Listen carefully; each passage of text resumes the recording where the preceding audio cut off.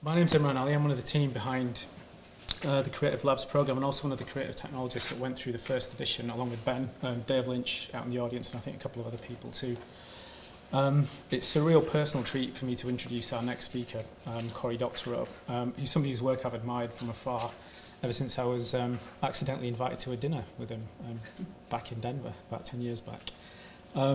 Cory is a Canadian-British blogger, journalist and science fiction author who also serves as the co-editor of Boing Boing, maybe the blog that most epitomises the culture of the free and open web.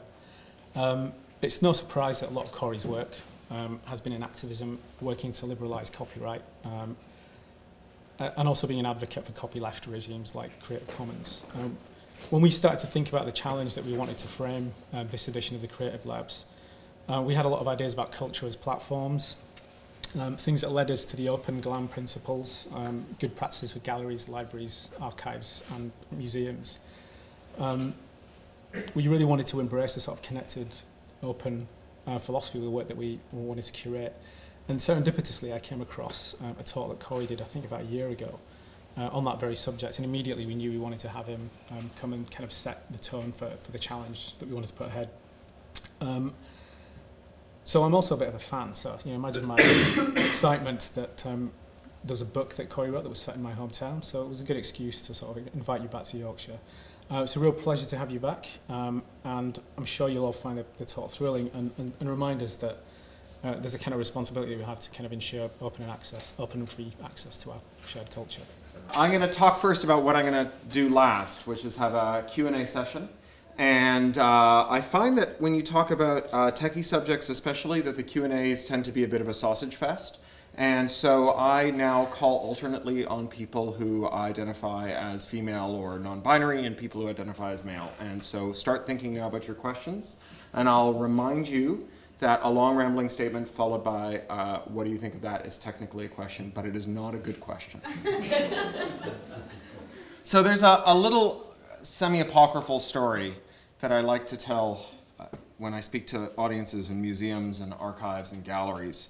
And it goes a little like this. So the state of Roman metallurgical science determined the maximum length of a chariot's axle, which therefore determined its wheelbase. And the Roman chariot's wheelbase determined the width of the Roman roads. They needed to be wide enough for a chariot. And the width of the modern roads determined the width of modern carts, because once we went past chariots and into carts, we had these roads lying around. We made carts to fit them. And then when we started building modern roads for automobiles, well, we built them to overlay this other stuff that we had. And so we were still sticking with the same wheelbase. And the width of lorries was determined by the width of early automobiles because we had built the roads for them. And that determined the width of containers because containers needed to be liftable from a ship onto an articulated lorry. And the space shuttle had its tanks shipped on the back of a lorry, which meant that the design characteristics of the space shuttle were determined by the state of Roman metallurgy. Now that is, of course, a gross oversimplification, but it's intended here as parable and not strict historical account. The reason I recount that parable here tonight is that we are at a liminal moment in the future history of the information age. We are presently building the nervous system of the modern world, and we dwellers here on this frontier, on this liminal moment, have it in our power to establish the norms and the practices and the laws that will echo down through the ages that are to come.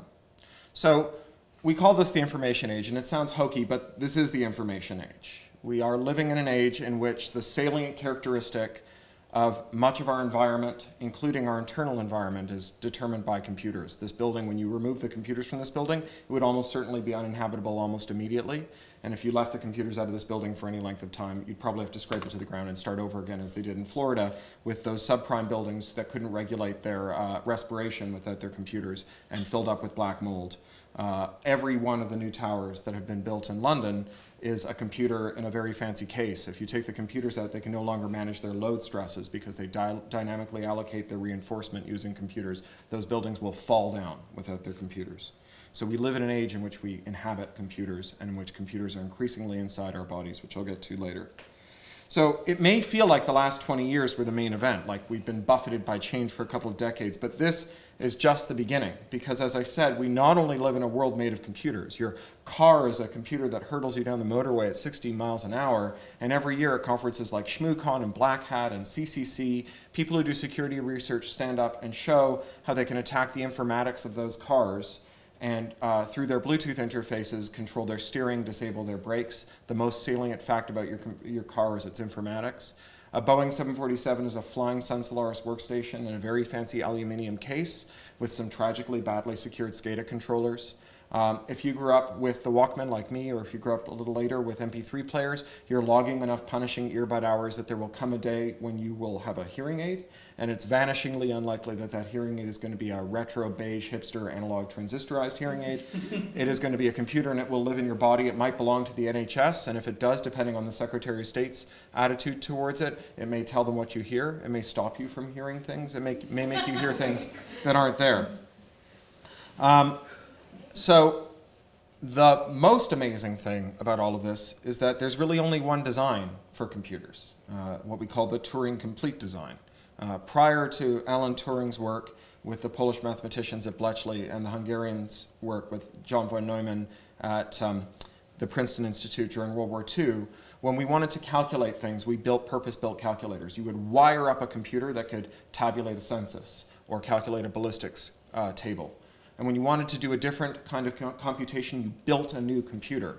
But Alan Turing, John von Neumann, the Polish mathematicians, and the people who worked with them, like Gödel, designed something called the Turing-complete computer, which is a computer that can execute any instruction that can be expressed symbolically. And that is the only kind of computer we've built since. And they are amazing things, because it means that we can program any computer to compute anything. Now, slow computers might take an extraordinary amount of time, like more time than there is between now and the end of the universe, to calculate some of the problems we calculate with fast computers.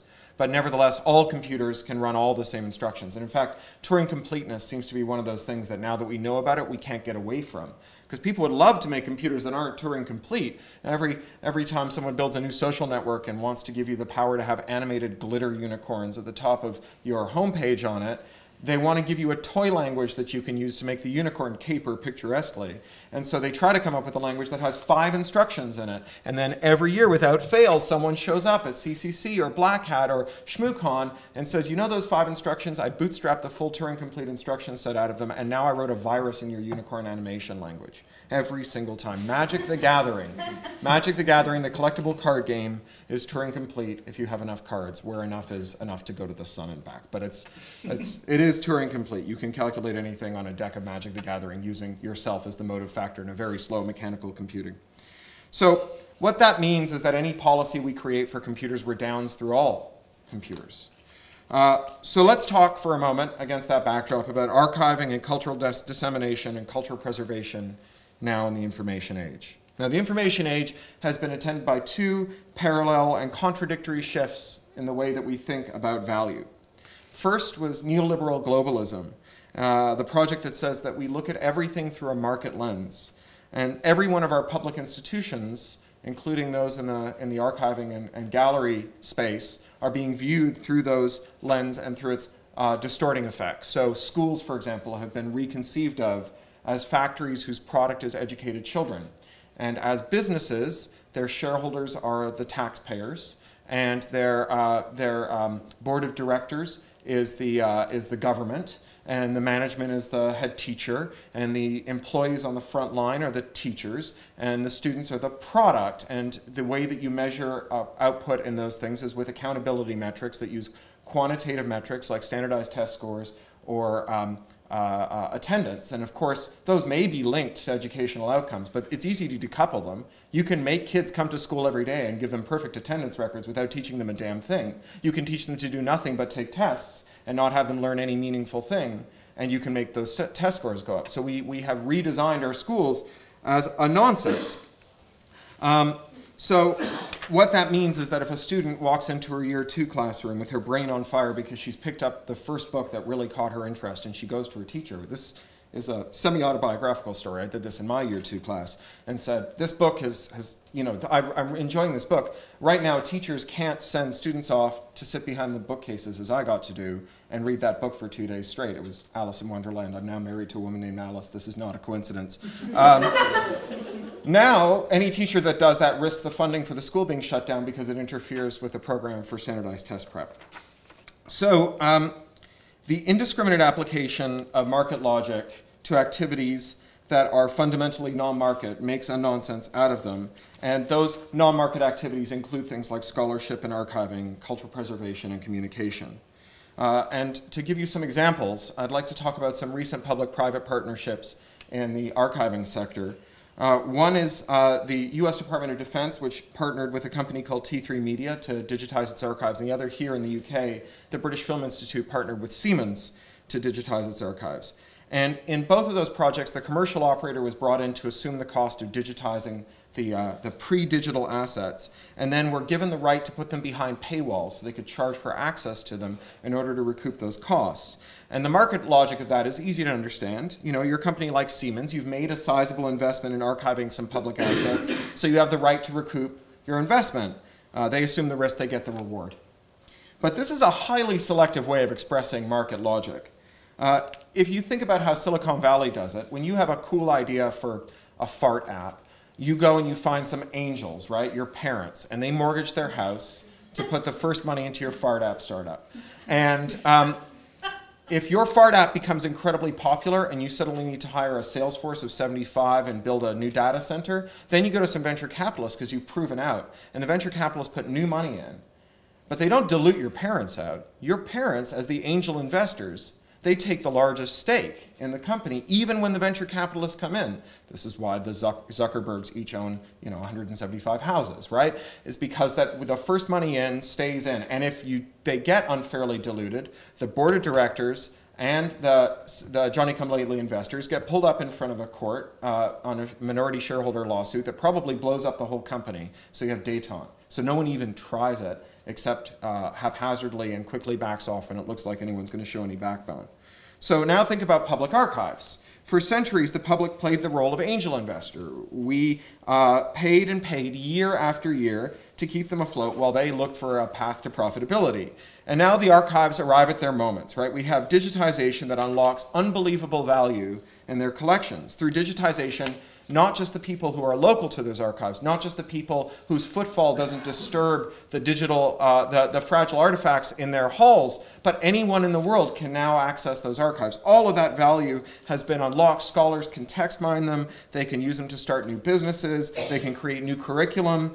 And the thing that every entrepreneur has dreamed of has come to pass. That moment where your weird and unlikely idea has been valued by the marketplace, when it arrives at its cultural crux, when the idea of a bare-bones search engine like Google suddenly rises to ascendancy and leaves ideas like Yahoo and Alta Vista as kind of historical curiosities, vestigial limbs on the internet, kind of dangling embarrassingly off in our history.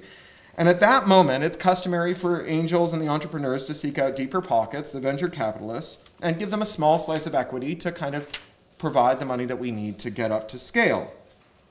And this is, and then the VCs get that small piece of equity. But this is the opposite of what happened with Siemens. This is the opposite of what happened with T3 Media and the DoD. We as the public were the angels. We built up the value in our public assets. The return on our expected investment was access to those assets. That's why we preserved them, so we could have them. And the Johnny-come-lately digitization firms, they're the venture capitalists. They're latecomers to the party. They've put the last bit of work in. They took pictures of our stuff for us. No offense.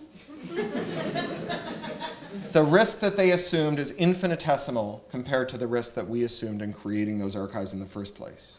And yet they demand terms that are tantamount to the confiscation of our equity for accomplishing this relatively minor, low-risk, extremely fungible task that is mostly mechanical. And management, the governments of the neoliberal era, Whitehall and the Quangos, they give it to them. Even in the dubious enterprise of applying market logic to things that have no business having market logic applied to, This is a shockingly stupid way of thinking about markets. But of course, the whole thing's a nonsense from start to finish. The public don't invest in cultural preservation because we are thinking as rational actors in the market about our profitable upside down the road. We invest in cultural preservation and archiving and in access because they are public goods. They are not primarily market activities.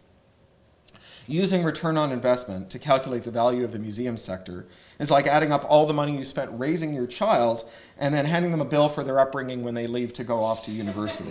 It's the unmistakable act of a sociopath.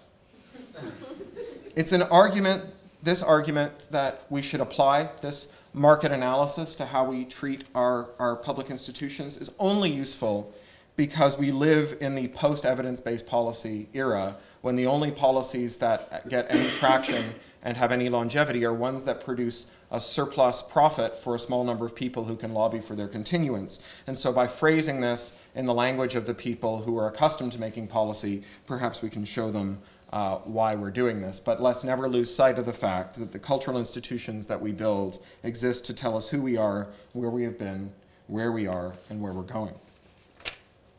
Where's my water gone? Excuse me. It's a long train trip. It's on the side of the left hand. Oh, well, so it is. Thank you. Look at that. I've got a, yeah, the drugs have kicked in. There you go. So the information age, this information age that sounds hokey but is real, is in many ways the beginning of history. It's the moment in which every person is swiftly becoming an archivist of her own life, a curator of billions of blips of ephemeral communications and ruminations and interactions. And as any archaeologist who's ever rejoiced at finding a midden that reveals how normal people lived their lives in antiquity can tell you, the ephemera, so rare and badly preserved through most of our history, is of incalculable value. After all, which would you rather see? A tapestry showing you how some ancient monarch lived, or a ramrod stiff photo of your great-grandmother in her confirmation smock, or 100 transcripts of the conversations she shared with her peers and her family? The tools by which we accomplish this archival business are, of course, computers, carried in our bags and pockets, worn in and even in and on our bodies.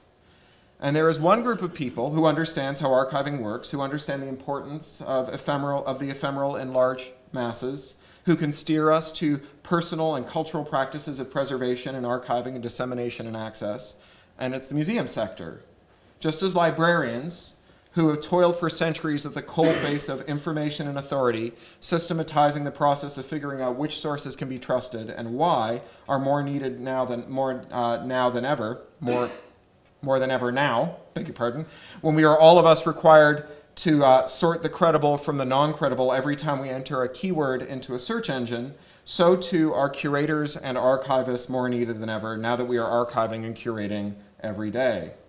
So the people who work in that sector can help lead us from our primitive information chariots here at the dawn of history to a future of sensible information spaceships that will carry us into orbit. The stakes are very high because the self-serving application of market logic to information is even more absurd and harmful than its application to public institutions.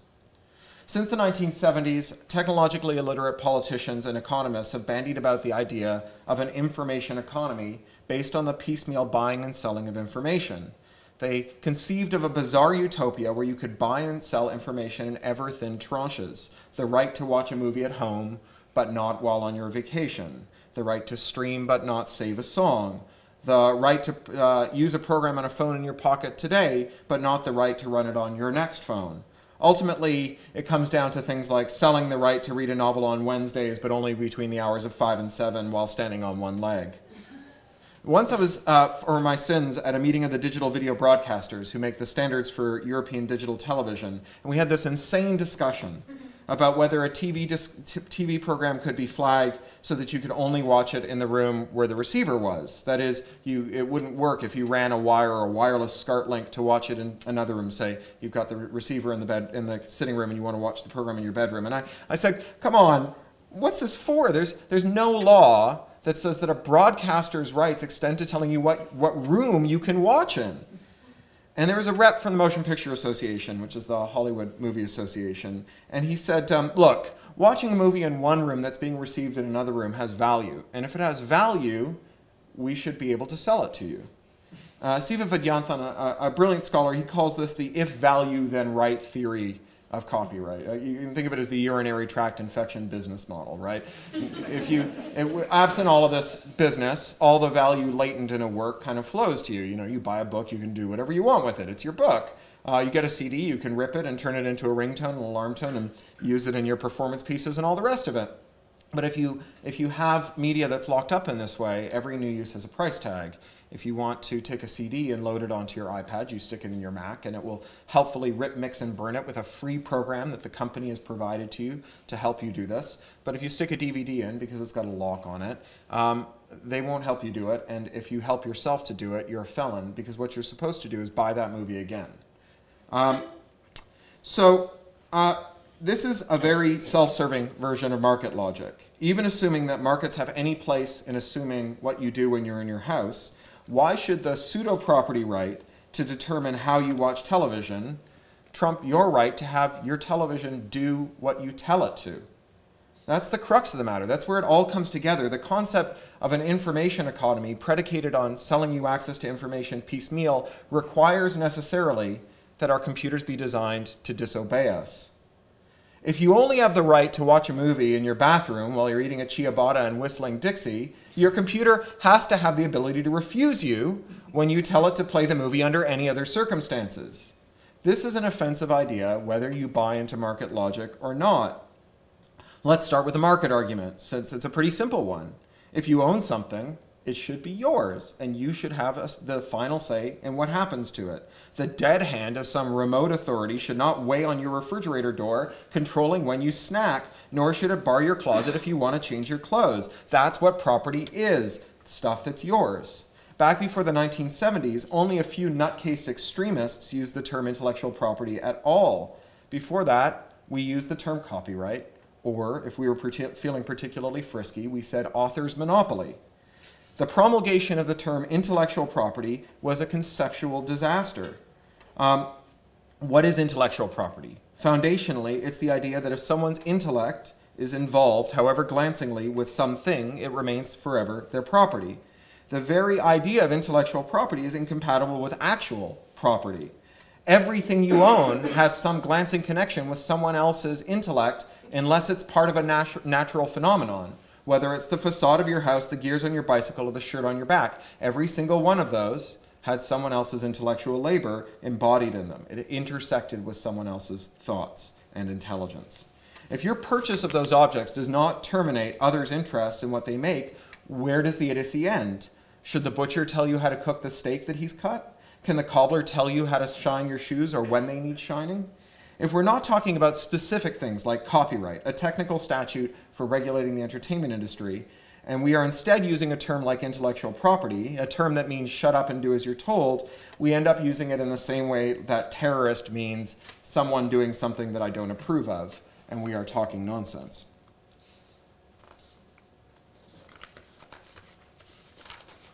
But forget the property argument. Your house is not a marketplace. Knowledge is not property. Peer-reviewed journals do not determine the scholarly rigor of an article on the basis of a price discovery mechanism of bids and puts. The processes are non-market, and property relationships are only incidental to them, buying the paper to print the journals, paying for hosting for their online versions. Let's talk about the history of the future instead, the shape of the spaceships that are prefigured by the wheelbases of our primitive new informational chariots. What does it mean to design a computer that disobeys you? Well, think back to Turing completeness. There's only one way we know of to design a computer, and that's to make a computer that can run all the programs, that can execute any instruction that can be expressed in valid symbolic logic. And yet every iPhone and iPad is designed to prevent you from running code that doesn't come from the App Store, because Apple wants to make sure that it gets a 30% margin on all the stuff that's sold. And that turns out to be a winning strategy. Apple just had the most successful quarter of any company in the history of the world by making sure that software authors could only sell their wares through it. Your satellite receiver won't connect to a PVR that lets you record and save them. Your PS4 won't run games that aren't blessed by the Politburo at Sony. Your Kindle won't let you load books that you inherit from your parents' estate onto your own device. How does this work? How is it possible that these valid programs won't run on these devices that are Turing complete? Well, the answer is they will run on those devices, but But the devices are designed to ship with spyware running on them right from the factory. They're designed to have hidden programs running on them that lurk in their depths, watching everything that you do, waiting for you to do something on the list of forbidden things, and then they swim to the surface and say, "I can't let you do that, Dave." An iPhone is not a computer that can't run the non-App Store apps. It's a computer that won't let you run the App Store apps, perfectly capable of it. It's designed from the ground up to have certain programs that you can't stop, to have programs that hide from you, whose associated files are intentionally obscured from you by their operating system. It's a computer whose operating system has a moat in its own eye by design. When the user asks the computer whether there's a "don't run unauthorized code" program running, the computer's job is to lie and say, "No, there's no such program running." When the user asks the computer to run a fake "don't run unauthorized code" program so that he can run unauthorized code, the computer is designed to refuse. That's the nature of digital restriction in an age of universal computers. Whether we're contemplating a mandate so that self-driving cars won't drag race, or so that 3D printers won't print a gun, or so that your iPad won't load unauthorized software.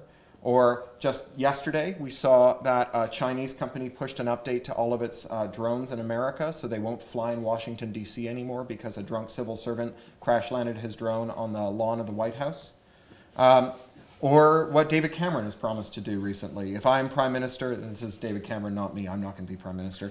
If I am Prime Minister, I will make sure, I should do that in a much more irritating voice. If I am Prime Minister, I will make sure that there is a comprehensive piece of legislation that does not allow terrorists a safe space to communicate with each other, by which he means that your computer won't run code that the government can't intercept. Whatever you're trying to do, any one of those goals, whether or not you agree with them, the outcome is a computer that's designed to hide things from its owners. In a world where computers are inside of our bodies and our bodies are inside of computers, this is an insane and terrible idea. What happens when computers betray you? Well, if you're the American retail giant Target, it's a computer that lets other people run covert code, lets 100 million of your customers' credit card numbers go walkabout. If you're Cassidy Wolf, who was Miss Teen USA in 2013, a computer that does something that you don't know about is a computer that someone can infect with drive-by malware that then covertly operates your webcam, as a guy who calls himself a ratter, someone who runs a remote access Trojan did.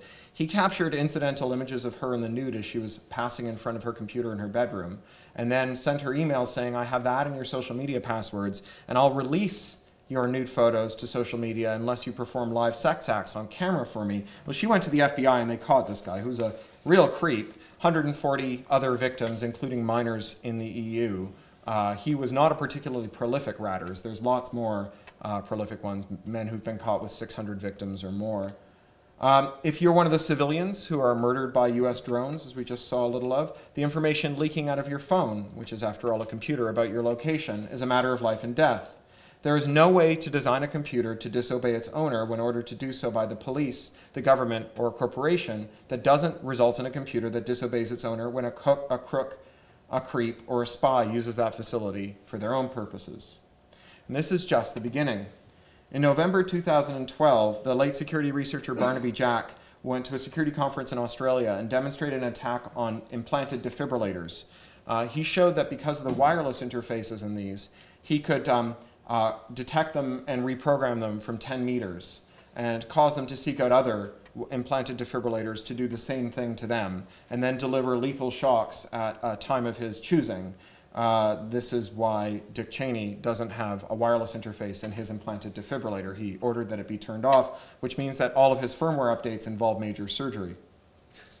So here we are in the information age, and it's the beginning of history.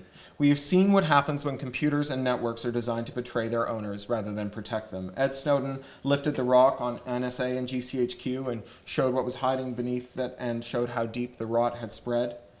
They showed us that the spy agencies have undermined every channel, every messaging channel, the undersea cables, even the chats in World of Warcraft. The NSA theory of future history could be summed up as the greater manure pile theory of crime fighting, like the child who comes out on his birthday and sees a giant pile of shit and starts digging avidly through it, and when asked why, he says there's got to be a pony under here somewhere. They believe that only if they pile the useless intelligence high and deep enough, eventually they will find the terrorists underneath it. That the bigger the haystack, the easier it is to find your needles.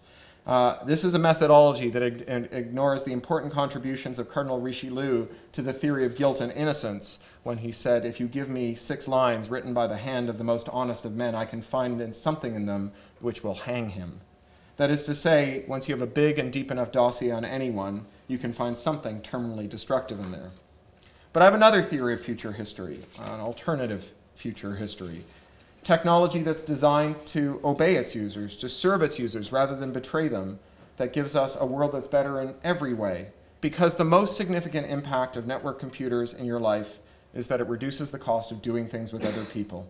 When I was an anti-war activist in the 1980s, 98% of my job was writing addresses on the outside of envelopes and putting stamps on them, and the remaining 2% was figuring out what went in the envelopes. And today we get the envelopes for free. The cost of organizing ourselves is in free fall. And organizing is the project that defines our species. The thing that we've been perfecting since the first primate said, I'll watch out for tigers, you take care of the kids. That one's going off to get the fruit. The thing that lets us transcend the limitations on us as individual humans and to approach something that can only really be called superhuman, the power to do more than a single human can do, with lower and lower transaction costs on what we do. We've always built institutions to help us do more, but the institutions have a way of taking over. The point of the org chart isn't how neatly it's organized, it's how much it lets you get done. If we can get rid of the org chart altogether and get the same amount done, that is a good thing all around.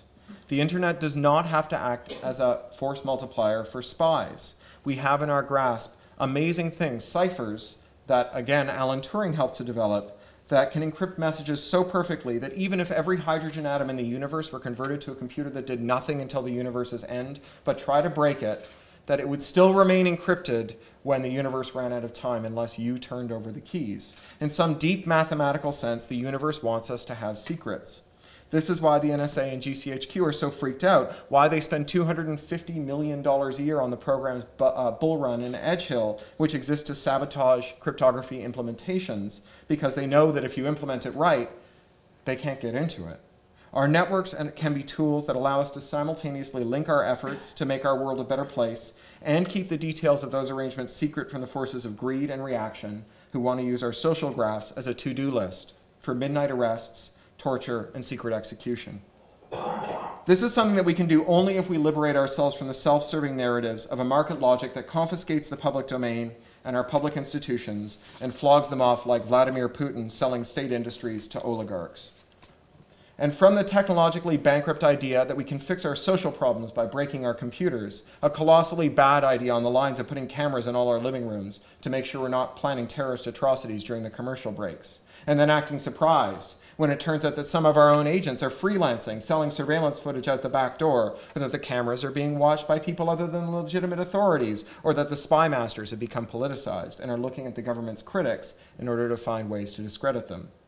So I want you, as people involved in the arts and in archiving in museums and in galleries, to help me avert this future history and find a better one.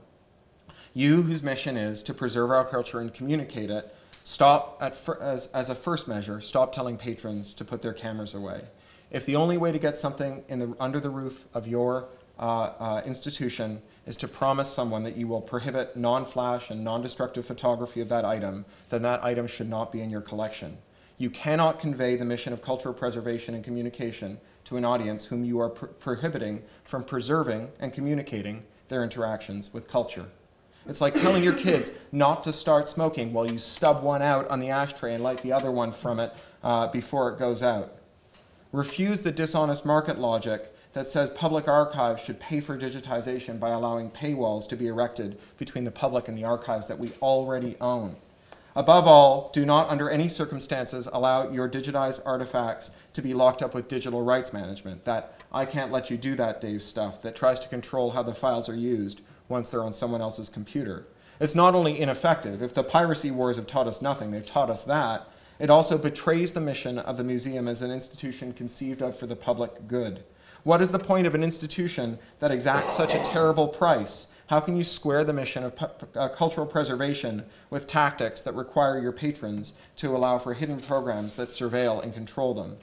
And if that's not persuasive enough, consider the future history of a museum in a world in which all the digital artifacts that you wish to preserve and communicate are locked up with technology that's illegal to remove, whose sole purpose is to prevent the long-term diffusion of their payloads. Archives and DRM go together like rare book collections and flamethrowers. Every time you use DRM, you legitimize, promote, and promulgate technology whose sole purpose is to prevent the preservation and communication that is the very purpose of museums.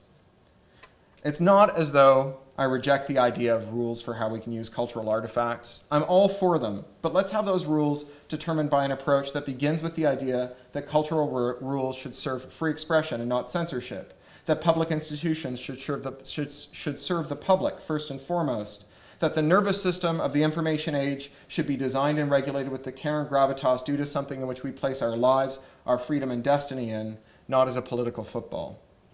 In 2,000 years, our descendants will arrange cases full of the artifacts from this dawn of digital history. They will wonder about the curators and historians and archivists who were their progenitors, the professionals who, more than anyone else, had it in their power to understand what it meant, what potential it had.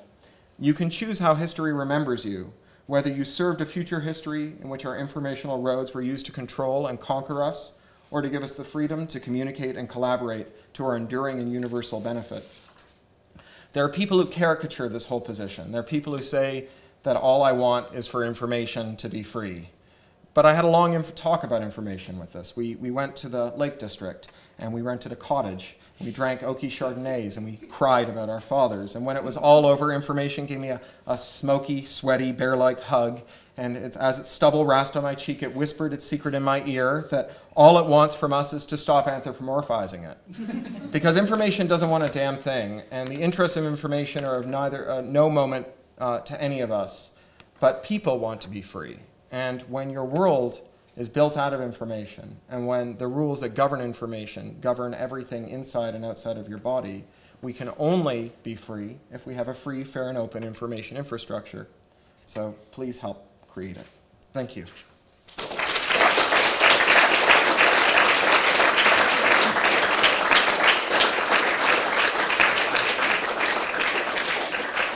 All right, the questions, and I'll repeat the questions. You don't need to do the roving mics. Go ahead. I'm intrigued by this building that will fall down if the computers are switched off. Is that true? Yeah, modern building. The question is about buildings that fall down if the computers are switched off. Modern buildings use dynamic stress load allocation. So they have braces that do or don't activate depending on how the wind is blowing, and that allows them to be supple and to move with the winds. They require enormous intelligence to do that, and that intelligence is well backed up. It's sitting there on computers that have redundancies and have their own power supplies. The actual power you need to run those computers is relatively small, and the buildings fail relatively safe. But if you kept the computers out for any protracted length of time, you know, if civilization ended, if you fired a high-energy radio frequency bolt into the building and fried all the chips, those buildings would start falling down. Yeah, I mean, they rely on computers to balance them. That's how we can build giant buildings to serve as safe deposit boxes in the sky for plutocrats from autocratic regimes, is by using computers to keep them from falling down. Are there any people who identify as women or non-binary who'd like to ask a question? I know it's kind of funny, but seriously, I just get questions from guys otherwise. Could I do it in a high voice? Let's just give it a minute. It doesn't hurt to give a minute. Anyone? All right, go ahead. Okay. The thing about marketizing and monetizing and not doing that and not doing DRM, I'm from Leeds Central Library. Some of the collections that we have, if we don't do that, are we at risk of not being around to look after them in the future? So the question is, as someone who works in a library where you have collections that you can't bring into your under your roof unless you agree to the DRM, will anyone ever show up again if you don't have them? Will be around if we don't marketize and monetize some of the stuff we've already. Oh, I see what you mean. If you can't make money from what you have. Oh, yeah. So the question is, I beg your pardon. The question is, you have rare things in your collection. If you don't monetize them, how can you stay around? Well, it's a kind of, if we don't destroy, we have to destroy the village to save it argument, isn't it? To say that as a library whose job is to ensure access and archival, like long-term archiving of these cultural works that were gathered in the first place with public money for the public good, we're going to start charging money for it because the state has decided that we are no longer fundable on our own. We have to stand on our own 2 feet. I think that you're right that if we can't change the state, you will cease to exist. That seems like a fair thing to say. It would be ridiculous to say otherwise. If you didn't have any money, someone would eventually come and take away your building, and long before then, you'd have not gotten any paychecks, and you would have had to go home and get another job because you have a family to feed. So that's certainly true. The question is whether or not you'd still be a library if you're charging for access in the way that we think of libraries today. If you would be part of a phase shift in what we think of libraries as something conceived of for the public good into something that charged for access, not to recoup costs, but as a profit-making venture. So not, in other words, not paper for the photocopier where you're charging 5p per sheet or whatever it is, but actual margins calculated in there for the sole purpose of having surplus capital to keep the lights on. We know we have those libraries. Rich people have those libraries, right? And like, I guess it depends on whether you think that being a public librarian is more important than being a librarian. And if you do, then you have to draw the line. And if you do draw the line, I'll come and help. And I think lots of other people will too. It's hard. And it's not just libraries that are in this position. Schools are in this position, and nurses are in this position. And people who care for the elderly are in this position. And people who care about sanitation are in this position. In Canada, they've told scientists that they're no longer allowed to talk to the press or the public without a political minder, who are usually young Tory operatives who helped get the current government elected, because almost all the science in Canada is climate science. And they're in this position. It's a problem everywhere. It's not just your problem. And it wouldn't be fair to ask you to solve it on your own, but we got to draw a line somewhere. And I don't know how you can, I don't know how you can keep calling it a library when that happens. I will say that there is, no way to be perfect, right? Every vegetarian eventually meets a vegan, right? And I try my damnedest to kind of live a life that is as far from bad stuff as possible. I wore the Co-op Bank hair shirt for many years, even after they got sold out to a hedge fund by their meth-addicted, psychotic CEO. But one thing that my colleague Denise Cooper does, she's a free and open source software advocate, when she talks to free and open source software developer groups, she says, look, no one's perfect. You may really care about this stuff and still have Netflix, even though they convinced the World Wide Web Consortium to put DRM in our very browsers. Or you might live in a place that only has Comcast, and so every month you send $100 to a company bent on destroying network neutrality. Or you might really like fruit-flavored devices, and so you've got an iPhone and a Mac, even though they've made it their alpha and omega to design computers that control their owners. So what she encourages those people to do is to add up what they're spending on destroying everything that they hold dear, and say take 10% of it and send it to an organization like the Open Rights Group or the Free Software Foundation or the Electronic Frontier Foundation. It's not exactly analogous, and it is something like blood money, but it's something that at least has helped me sleep better. But I don't know how you translate that over to a workplace situation. You're in a really tough spot. CILIP, I think, is a good place to talk to start talking to about this. Your professional association, I assume you're a CILIP member.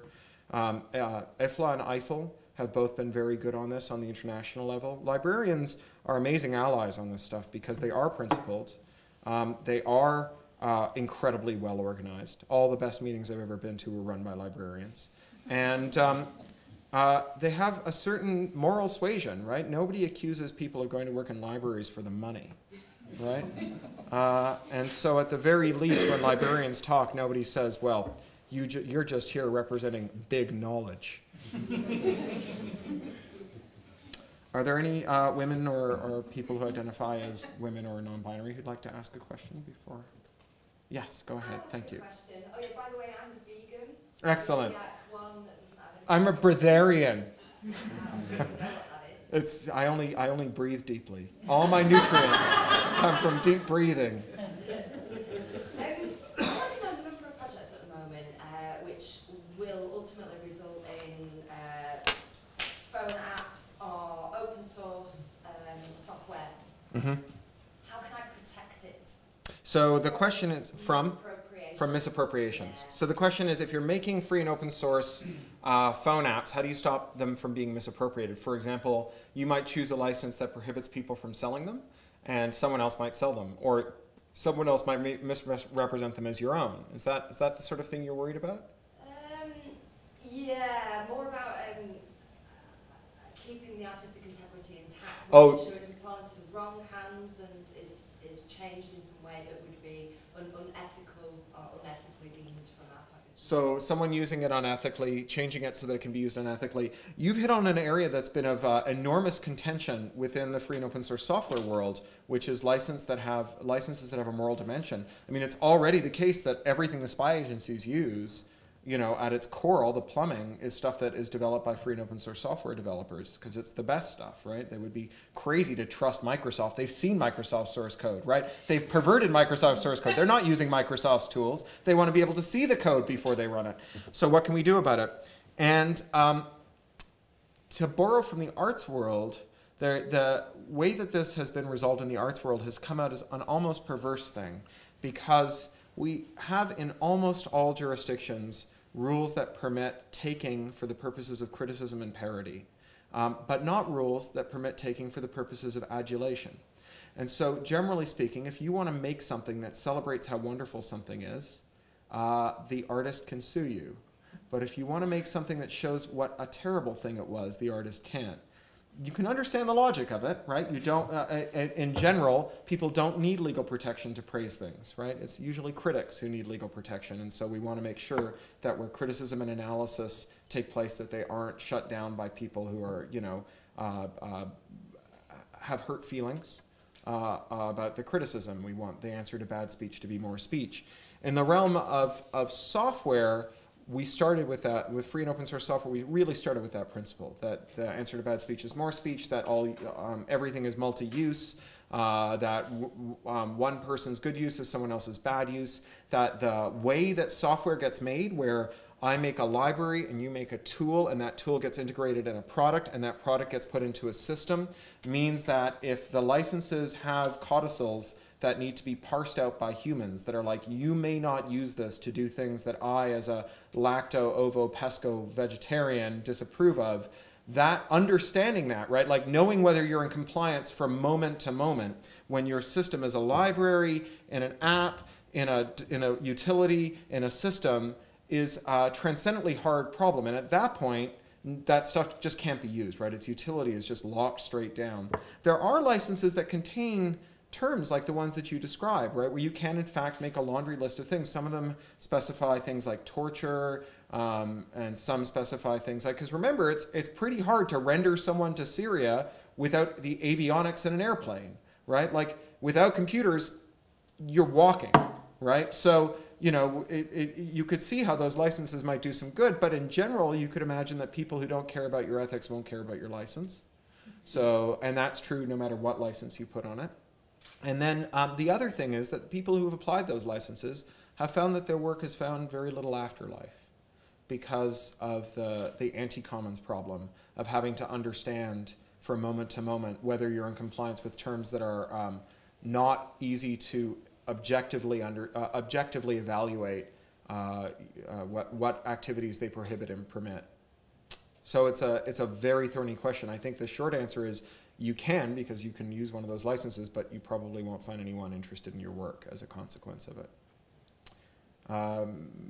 One more question from a woman or someone who identifies as woman or non-binary. Ask a question. Yes. As one of the kind of co-creators of the Creative Lab, what kind of advice might you give to people in the room thinking about taking part in Creative Lab and thinking about the gallery? What advice would I give to people thinking about Creative Lab and thinking about the gallery? Well, Imran sent me the brief for it and asked me what comment I had on it. And the one tweak that I had to it was not just to think about digital and physical access as being different, but thinking about them as being non-substitutable, building things into the digital side that no matter how much physical time you have with something, you won't have had the whole experience unless you've had the digital stuff. And likewise, in the digital stuff, which is a lot easier because I think we take it as read, that not seeing the artifact leads to a qualitatively different experience than seeing it. But the idea that you have two experiences when you're thinking about digital material that interacts with stuff in a collection that's housed in a building, that each one of those stands on its own, that each one of those is a first-class experience, is a first-class work, that one is not subservient to the other. It's not supporting material. It is itself a fully fledged thing that has merit, that is every bit as good or bad as the case in which the artifact is. So is that time? Well, thank you all very much for that. Thank you.